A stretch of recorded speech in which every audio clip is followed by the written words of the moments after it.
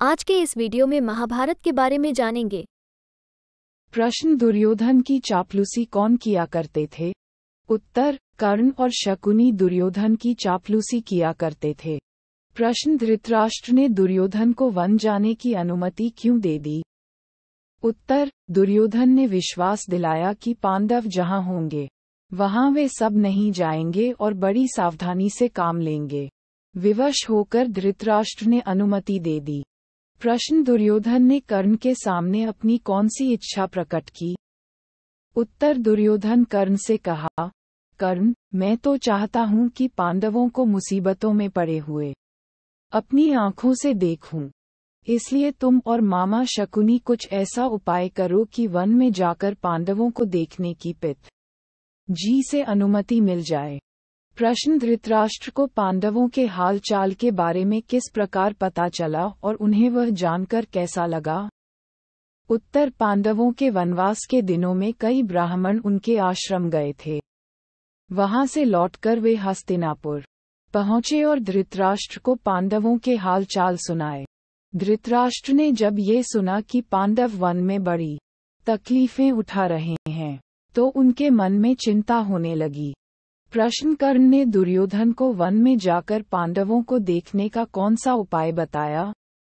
उत्तर, कर्ण ने दुर्योधन को बताया कि द्वैतवन में कुछ बस्तियां हैं जो उनके अधीन हैं। हर साल उन बस्तियों में जाकर चौपायों की गणना करना राजकुमारों का ही काम होता है।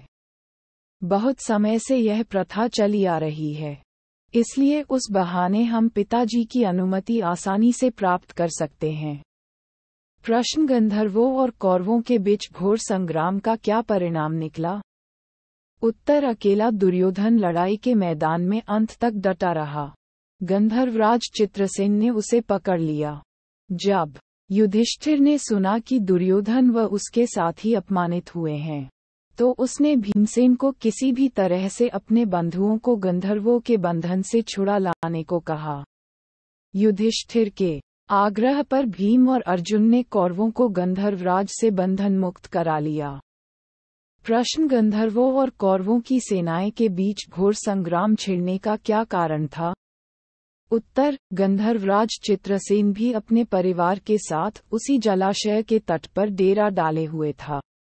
दुर्योधन के अनुचर जलाशय के पास गए और किनारे पर तंबू गाड़ने लगे। इस पर गंधर्वराज के नौकर बहुत बिगड़े और दुर्योधन के अनुचरों की उन्होंने खूब खबर ली।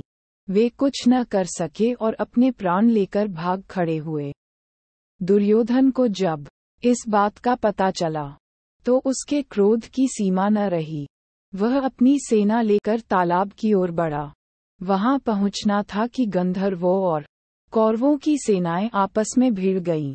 घोर संग्राम छिड़ गया।